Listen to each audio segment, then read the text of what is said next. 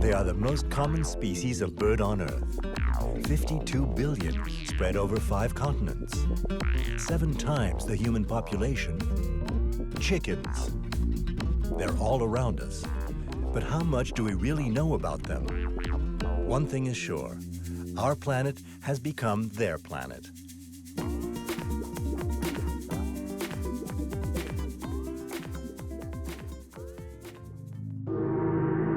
At first, they were aggressive.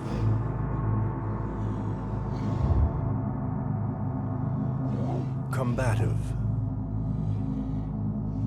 About 10,000 years ago, a handful of wild birds were removed from the jungles of Asia where they lived. The extremely aggressive male birds provided a source of entertainment during these primitive times. With their passion for cockfighting and the belief that the bird's entrails could foretell the future, chickens were soon an integral part of the human world.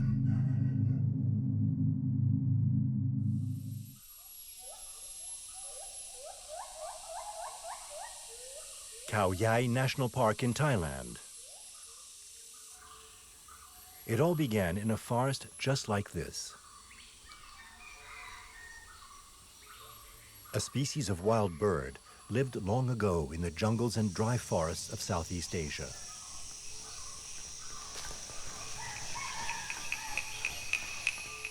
These birds inhabited a huge area stretching from the foothills of the Himalayas as far north as China and as far south as Indonesia. Far from humans, the chicken's ancestors lived in total freedom. About 10,000 years ago, the destiny of these birds changed. As they got closer to humans, they gradually became less wild. The process of domestication had begun. Today, descendants of these birds still roam the forest. Red Junglefowl.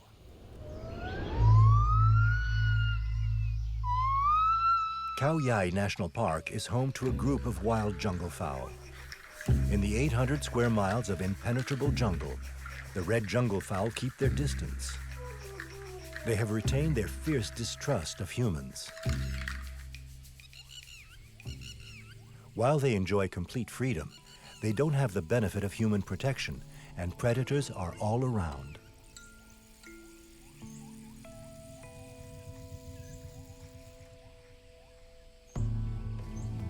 This Siamese crocodile wouldn't turn his nose up at a junglefowl for lunch. Fortunately, red junglefowl are much better at flying than domestic chickens.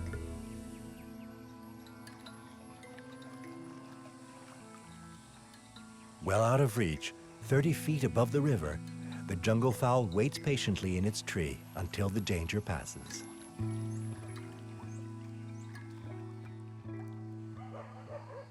For farmers who live on the edge of the park, junglefowl are a ghostly presence. Though rarely seen, they haunt the local hen houses. In Banja Chan's farm, they have even left behind some evidence of their visits. Yes, I've already seen red junglefowl come here. But you don't get a good look at them. They're very wary. As soon as I come out, they disappear. But I'm sure that the junglefowl have reproduced with my chickens because I had a rooster that crowed in a different way from the others. I'm sure that my chickens are mixed with wild chickens. In the past, these farmers' ancestors must also have been visited by wild junglefowl. And perhaps it was a young girl, like Banja Chan's daughter, who took in a wandering chick and made chickens part of human history. Professor Eben Gering, an evolutionary biologist at the University of Michigan, has spent years working on the mechanics of evolution in the domestication of chickens. Using a parabolic microphone, he records domestic roosters crowing in the Thai countryside.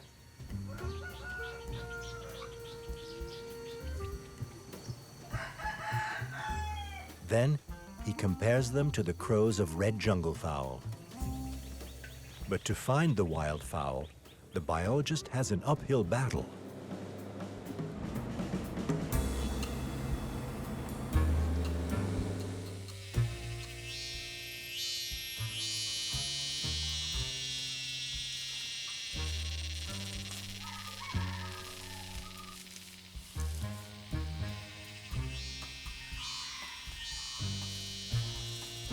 This acoustic study shows that there is a considerable difference between red junglefowl and domestic chickens, a difference that is directly linked to the domestication process.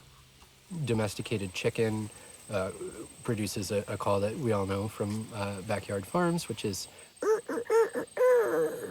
the red junglefowl sings crows at a higher pitch, and it has a shorter last syllable, so it sounds like. You can hear some in the background. What that suggests to us is that when humans domesticated the ancestor of both the junglefowl and our domesticated birds, they produced radical changes in the sounds that these birds make. And if we compare the red junglefowl with the chicken, then that gives us an opportunity to understand where all of this vocal diversity that we hear in domesticated chickens originated from. For the next stage of his study, Professor Gering needs to find a way of observing the red junglefowl. To get a good look, he'll need to blend in.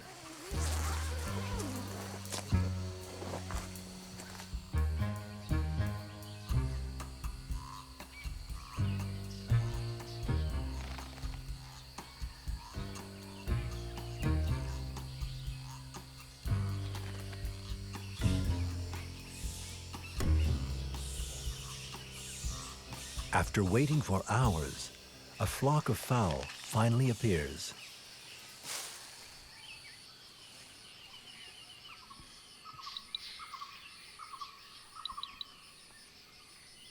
Though the male junglefowl looks very similar to their domesticated cousins, the hens are much darker, providing vital camouflage in the forest undergrowth. But among the thousands of forest-dwelling bird species, why did humans decide to domesticate this particular bird?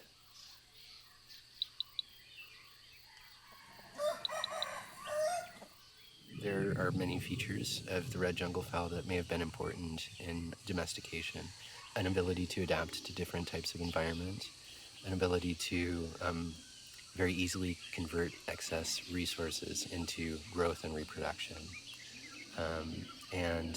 Also, males in this species are extremely aggressive.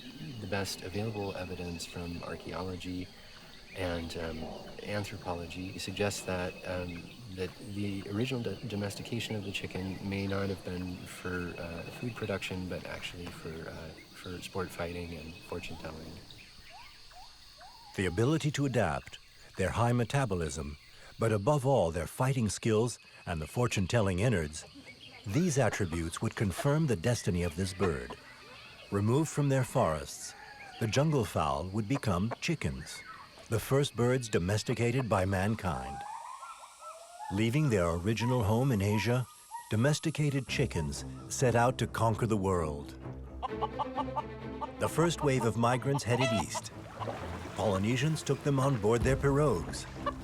From island to island, they made their way across the Pacific Ocean until they reached Easter Island about 1,000 years ago.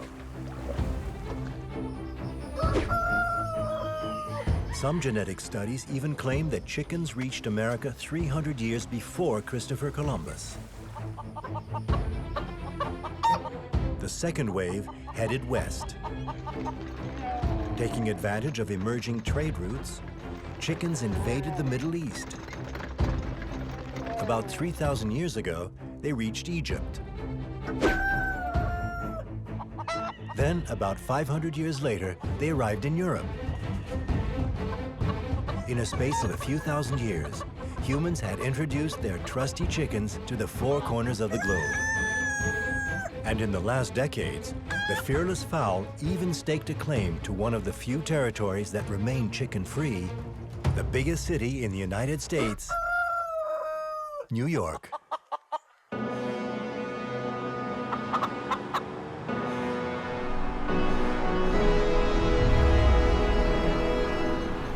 In the borough of Queens, chickens have established a new outpost in the Brooklyn Grange Farm, an acre of rooftop farm.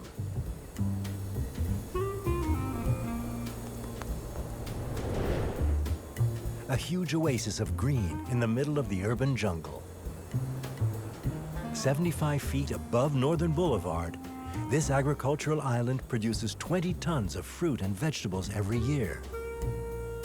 Fresh produce that will head to local markets and fine restaurants around New York.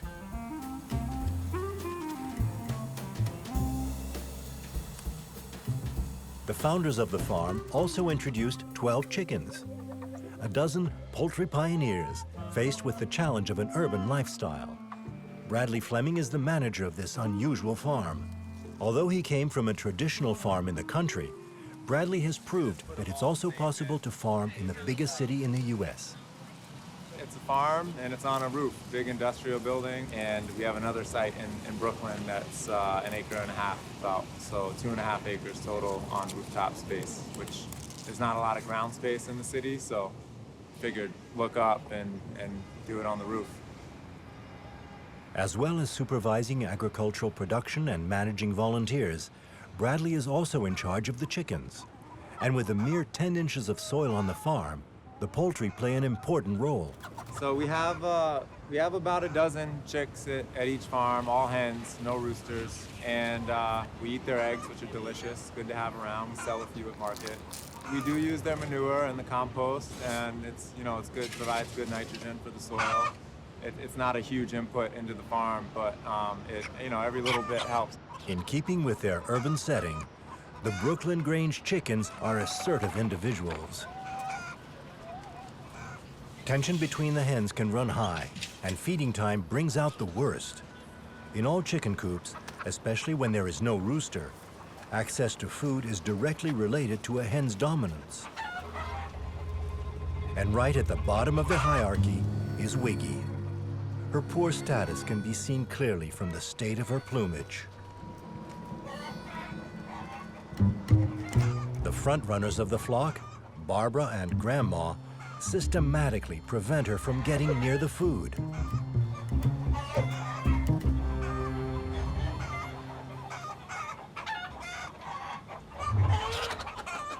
Their constant hen-pecking has resulted in Wiggy losing all the feathers from her shoulders. This well-named pecking order is one of the characteristics of domestic chickens. And sometimes, to avoid a complicated situation, it's best to fly the coop.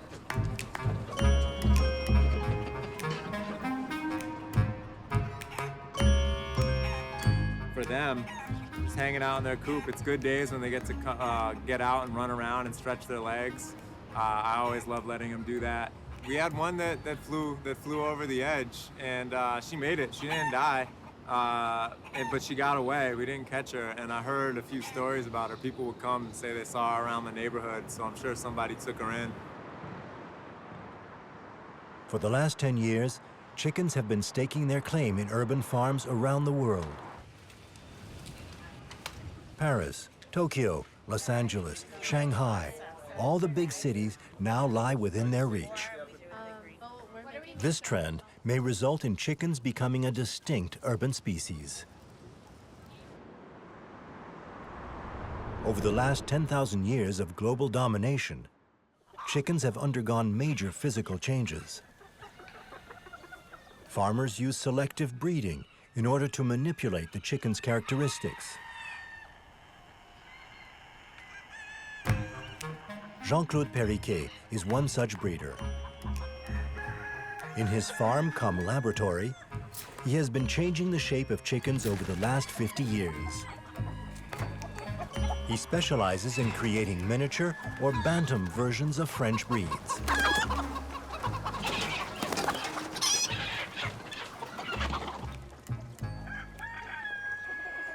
So far, he's created bantam versions of 6 major French breeds, covering a broad range of styles and shades.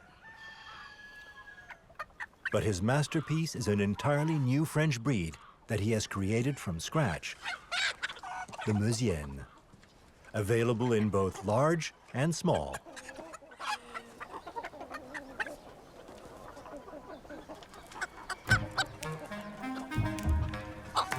Jean-Claude Periquet is currently perfecting his latest creation, a bantam version of an existing breed, the Bourbourg Grande Race.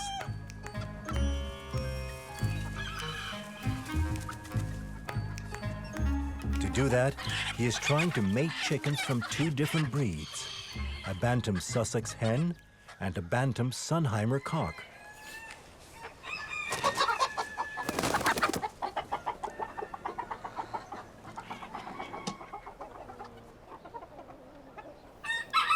In terms of seduction, the domestic chicken has retained the characteristics of the wild. With its wings held low and its feathers puffed up, the rooster performs a series of circular movements to court the hen. He may also try and display his ability to find food for his love interest. He scratches, backs off, pecks and crows. The courtship ritual seems to have done the trick. Jean-Claude Periquet's latest bantam project is off to a good start.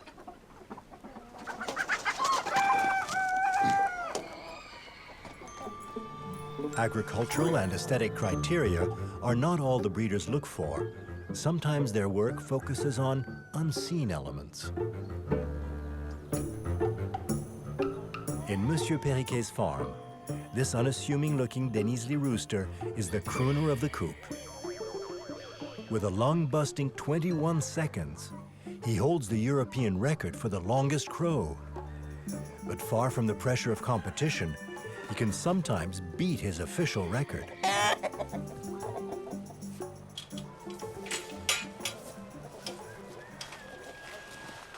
After a short warm-up, he takes a deep breath. He's ready to show the vocally challenged junglefowl just how it should be done.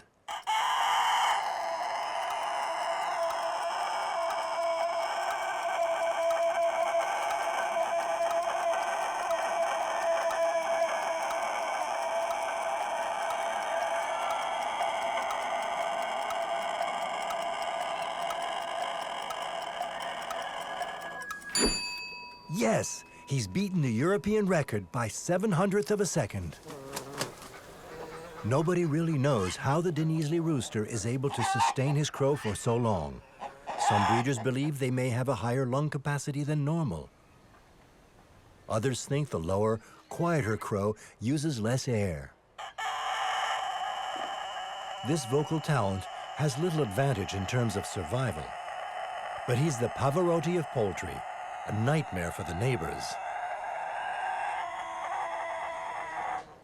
Like Jean-Claude Periquet, generations of breeders have transformed the original chickens.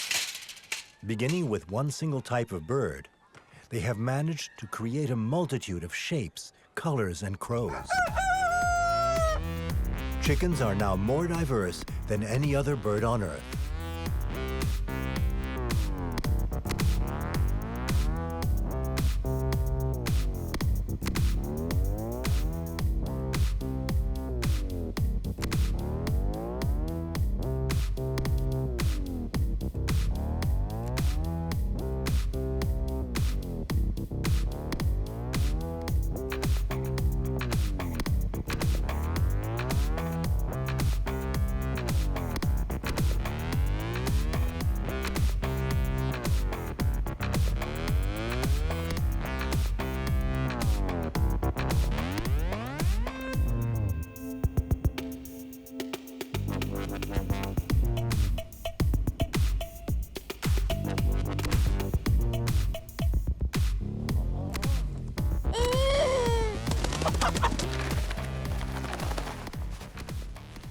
Nowadays, the number of variations is overwhelming.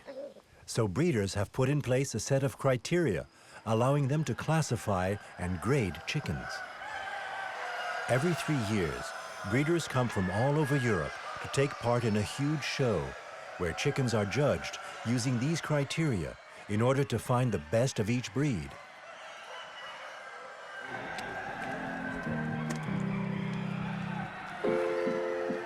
With 13,000 animals, 90 judges, 4,000 eggs laid every day, and 6 tons of chicken feed consumed, the European Poultry Show in Metz is one of the biggest chicken coops in the world. 10 hours a day for 2 days, judges from all over Europe check each of the 13,000 roosters and hens for their strengths and weaknesses. It's a huge job.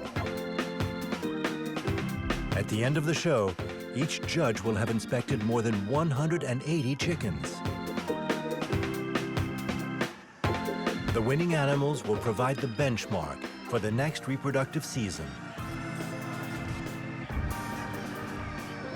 When the show is over, the birds will return to their coops all over Europe. Some belong to amateur breeders. Others return to farms, where selection is an important part of production.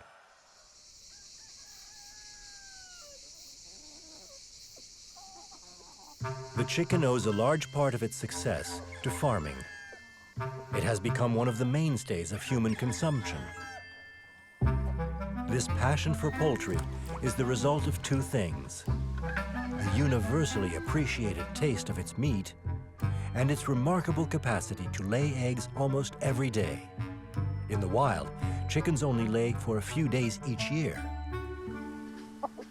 But with careful selection, breeders have managed to create hens that lay all year round with a world record of 371 eggs a year.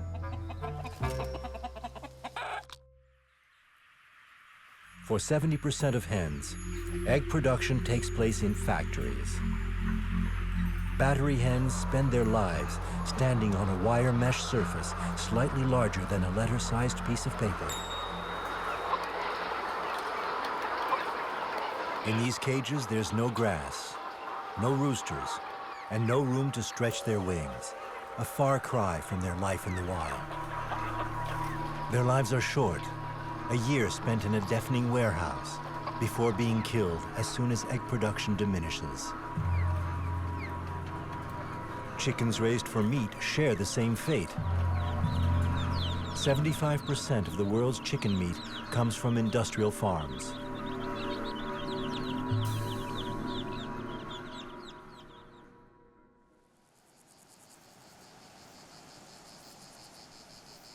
For the lucky few, other ways of life exist. In Montbrun-les-Bains, in the south of France, the Ferme du Vallon is poultry's heaven on earth. Cedric Bell raises a flock of organic chickens. The farm also produces fruit, vegetables, and herbs, so Cedric's chickens are just one part of a holistic farm concept.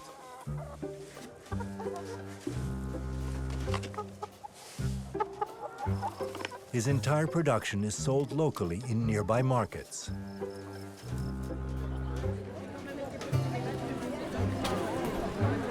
Morning, ladies and gentlemen. Fresh eggs.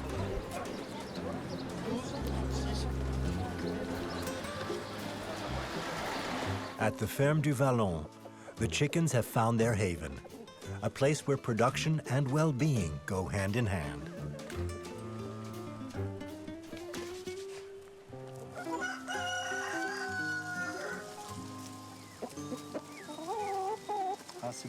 That's it, eat your greens. Here I've got about 50 hens and 3 cocks they're from various crossbreeds. Our chickens aren't just numbers. We try to make sure that they're happy, and because of that, they're not afraid. We never scare them when we go to cover the eggs, even if they're still sitting on their nests. That's not a problem, because they are lovely. They are lovely animals. One of the features of Cedric's farm is that he does his own breeding, the way all farmers did until fairly recently. Today, a new rooster has arrived to swell the ranks of the chicken coop. With this new, hardier arrival, Cedric hopes to improve his flock's independence and resistance. Today we have the newly arrived Gris de Vercors, who is just there. We've decided to call him Griever. It's an interesting breed because they travel quite far to find food, and the further they go to find food, the less we need to feed them grain. The arrival of Griever, the new rooster, may upset the pecking order at the farm. The male hierarchy is well established, with each male intent on fertilizing the largest number of females in order to spread his genes. For the moment, 3 roosters divvy up the hens. The king of the coop is Blanco, a 3-year-old male who doesn't go anywhere without his harem of 20 or 30 hens. Next comes Jackson. Though younger and less experienced, he may one day rule the roost. His entourage is a small but respectable number of egg layers. And in third and final position is Cunu, meaning naked neck. Weaker and with an unusual appearance, less adept at finding food, naked neck has always been dominated. He's just managed to lure a few old hens that the other roosters have rejected. The appearance of a new rooster is sure to ruffle some feathers. Well, I think we're just going to have to open the door and let them at it. I believe in letting them get on with it. They're going to have to fight it out sooner or later. And the pecking order will be established whatever happens. The new arrival begins by taking on the least imposing of his opponents, Naked Neck.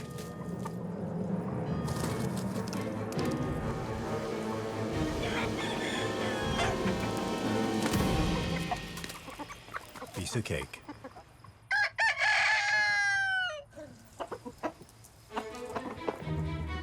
Emboldened by his victory, Griever takes on the king himself, Blanco.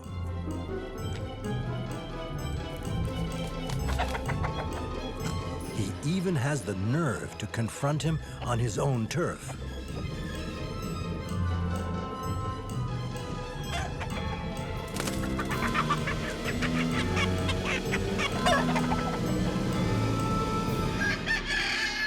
But his victory is short-lived. Blanco retains his title. Despite his defeat, Griever makes a play for the runner-up position against Jackson.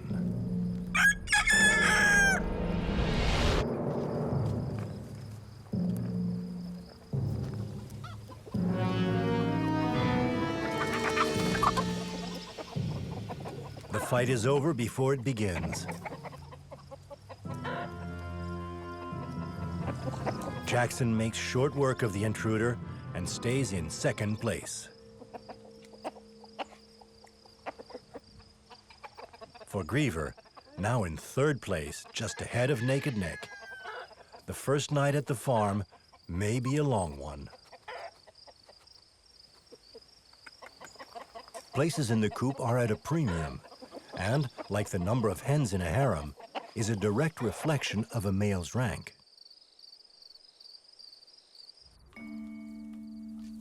As the boss, Blanco has a place on the most coveted perch, surrounded by 30 hens. Jackson's perch is more modest, with just 2 hens to keep him company.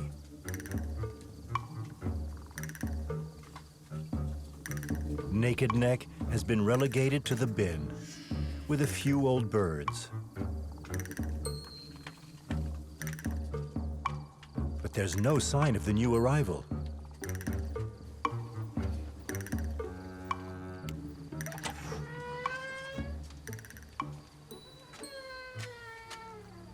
Oh, hello there. Well, he's found a quiet spot. He's sheltered and feels safe. Maybe tomorrow he'll see the first hen pass and he'll cock-a-doodle-doo. No, The feistiness and aggression of roosters is one of the main traits of this species. Still visible at the Ferme du Vallon, this characteristic was clear from the start of their domestication. And in a large number of countries, birds are bred not for meat or eggs, but to accentuate this feature. Bangkok, Thailand. 14 million people squeezed into a seething metropolis mired in oppressive heat.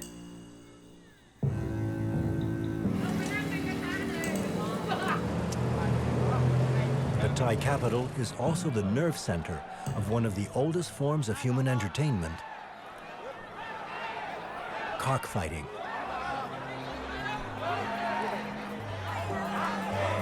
In Southeast Asia, where chickens originated, this tradition remains as strong as ever.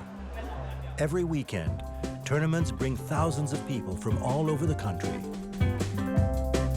There is also a lucrative market in cockfighting magazines, paraphernalia, and merchandise. At the heart of this tradition is the Bangkok Stadium. With a crowd capacity of 7,000, a central arena, and 11 smaller arenas, it's the biggest stadium in the world solely dedicated to cockfighting. With its Buddhist culture, Thai cockfighting rules prohibit the death of an animal, unlike other countries where cocks have lethal blades attached to their spurs.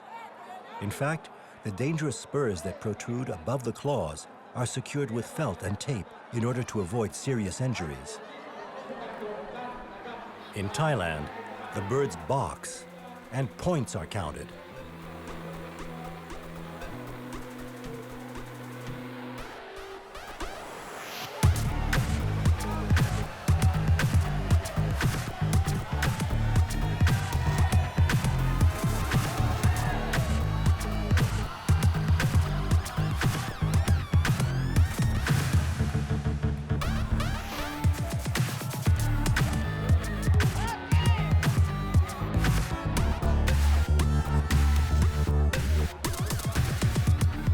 After 8 rounds, each 22 minutes long, nearly 3 hours of fighting, the referee gives his verdict. The owner of the victorious bird basks in glory and receives a small fortune. The cock will return home for a well-earned rest. Behind these prestigious tournaments lies a large network of breeders and trainers. Chennai Don Mueng's farm, on the outskirts of Bangkok, is one of the best in the business. Since everyone else became too chicken to take on his fighting fowls, Chennai no longer takes part in tournaments. His reputation is such that he can focus his efforts on raising birds and selling them around the world. Most of my income comes from selling my cocks. I sell them to Kuwait, France, the US, Indonesia, China, Malaysia, Dubai, all over the world. The most I ever got for a cock was 2 million baht, $56,000. Chennai's hopes now lie in this 6-month-old cock with a promising career ahead of him. This cock is called Sanchung, which means 100,000 techniques. He's young. He's only been in one fight that he won easily. His favorite technique is to grab the other bird by the neck or under the wings, or to block his opponent's thighs. After that, he uses uppercuts to the chest and to the ribs. Chennai has feathered his nest through training as well as breeding birds. Preparing cocks for fighting is a complicated business, and every detail counts. Healing creams, dietary supplements, cocktails of vitamins, nothing is overlooked to bring a cock to fighting form. Sanchung is finally ready for his workout. Today's training will focus on a key element of the 3-hour fight, endurance. Using a machine that Chennai invented and patented, the roto-rooster.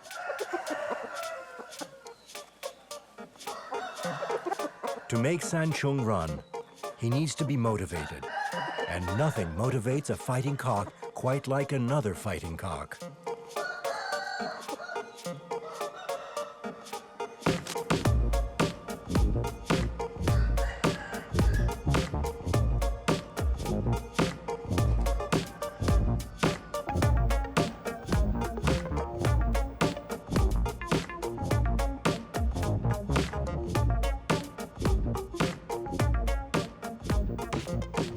Endurance is critical, but it's worthless without good technique.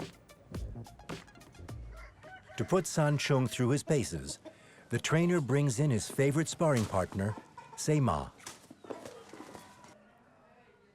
And it's not just about hitting hard. Great champions must also master the art of bobbing and weaving. Agility is essential. To avoid the onslaught, a cock must bend his head back in a fraction of a second, then swiftly follow it up with an aerial attack. With the fighters finally ready, sparring can begin.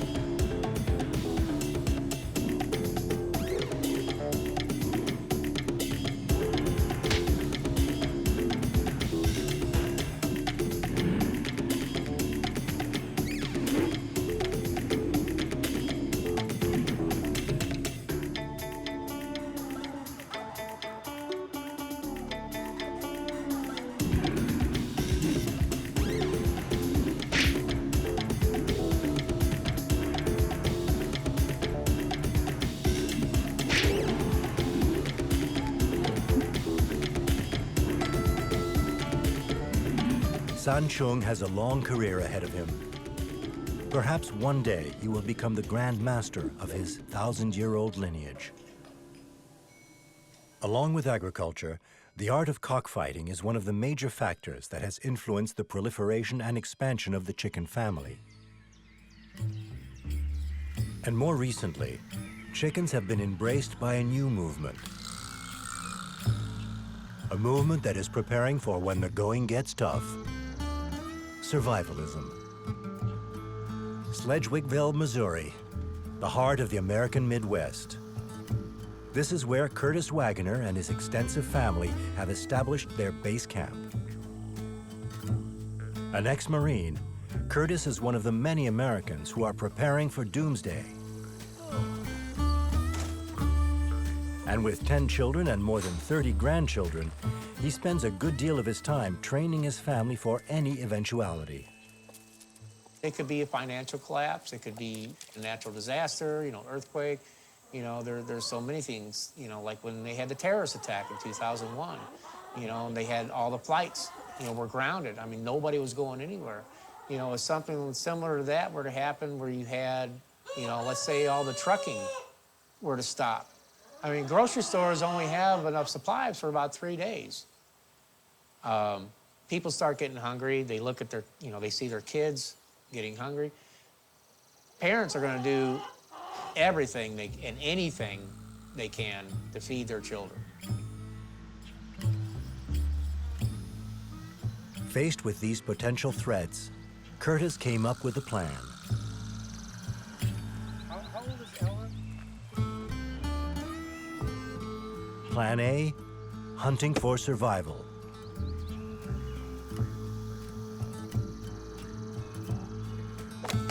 The entire Wagoner family has been trained to use bows and arrows. Plan B, poultry.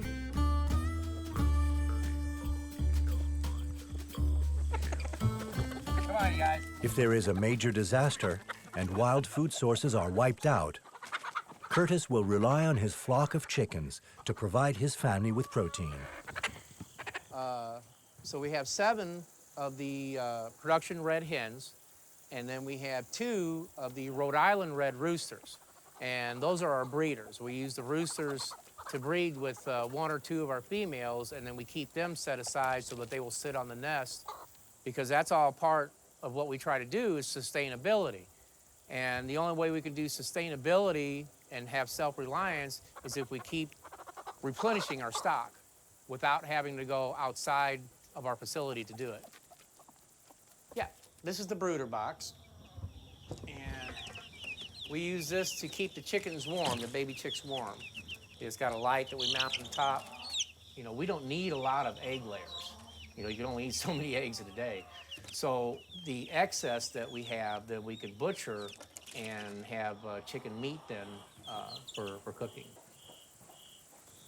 But what would happen if the hens could no longer lay? A nuclear winter or radiation could bring egg production to a halt. Curtis has come up with a solution that would allow him to survive for quite a while and still have scrambled eggs for breakfast. Well, one of the things that we do with the eggs that we collect is that we will dehydrate them to make powdered eggs. Basically what we do is we'll take the eggs, about 5 or 6 eggs, and we'll put them into a container and homogenize them using the electric beaters.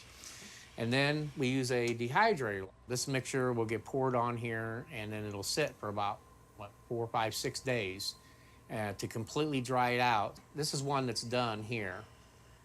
And my wife, Kathy, and then she's gonna use that then to crumble that up to make a powder, okay? And then when it comes to a point where we're needing to use these powdered eggs, you would take 1 tablespoon of the powder and mix it with 2 tablespoons of water, and then that'll reconstitute the egg, and you can make scrambled eggs. You can use it in cooking. You can, you know, the only thing you can't do is obviously fried eggs, or, you know. Offering a wide range of options during a crisis, chickens have become a hit with survivalists. And with survivalists keeping them safely under their wings, the chicken family has a good chance of making it through any future major catastrophe. But the chicken's history may well end as it began, free from the yoke of humans, under cover of the tropical forest.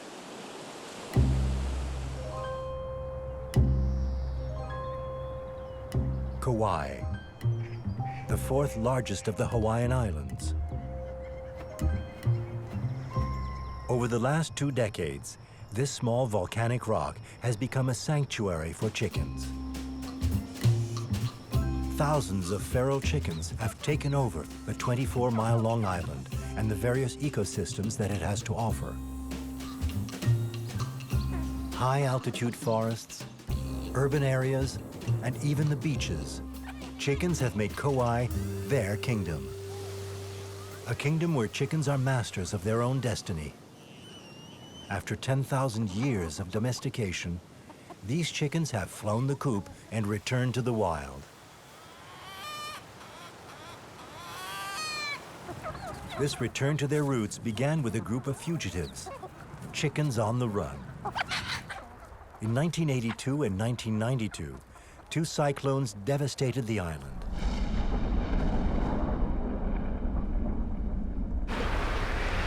Winds over 170 miles an hour ripped roofs off farms and uprooted chicken coops. The liberated chickens took to the hills and were never recaptured. High up on the hills, red junglefowl brought by the first Polynesians had already found refuge. The different groups interbred to form a whole new breed of chicken, the feral chickens of Kauai. A whole population of domestic animals returning to the wild is a rare and unusual occurrence, and it's of great interest to a team of American and Swedish scientists. Biologist Eben Gering and Dominique Wright are trying to understand more about the genetics of Kauai's feral chickens. In order to study their DNA, the biologists need a blood sample. And to get a blood sample, they need to catch a chicken. But on Kauai, it's not as easy as it may seem. To overcome the bird's wild tendencies, the team has prepared a secret weapon, a net gun.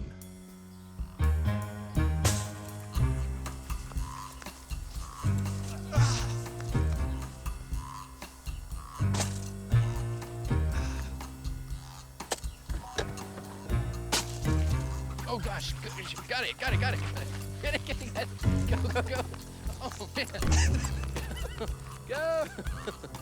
That was pretty good. Apart from the fact it got away. Yeah, but you caught him up a little bit.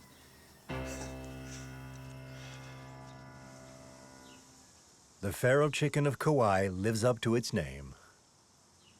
For today, Eben and Dominique will have to find alternative samples. So Eben and I first actually, we had the idea to start studying the genetics of these populations. Now in this case we have domestic birds that we've kind of now gone back into natural conditions. So you have a process known as fertilization. We're very interested in what genes are useful to have in a more natural conditions, and so we can see basically how the domestic chicken changes more back into a wild chicken. The transformation of these birds is most obvious in populated areas. They have adapted very quickly to the urban environment of the island. And they have even moved in at the supermarket car park. On the tarmac, amongst the cars, they have developed new skills. How to cross the road safely.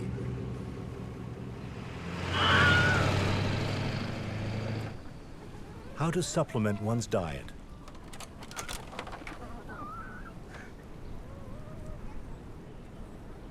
And the best way to tackle a cheesy snack. But for these newly hatched chicks, the human world is not always easy to navigate. A sidewalk can turn into an impassable obstacle. Away from their mother, these two chicks have little chance of survival. This obstacle could be the difference between life and death. If they fail, another nearby resident could quickly take care of them.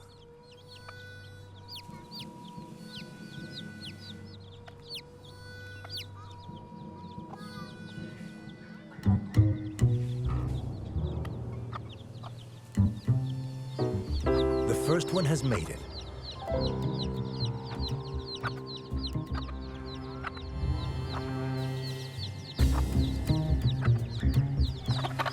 The others are already moving away.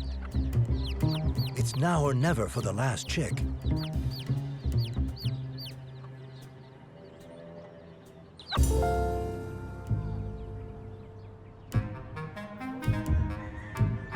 The new generation of chicks has cause to celebrate their birth on this island.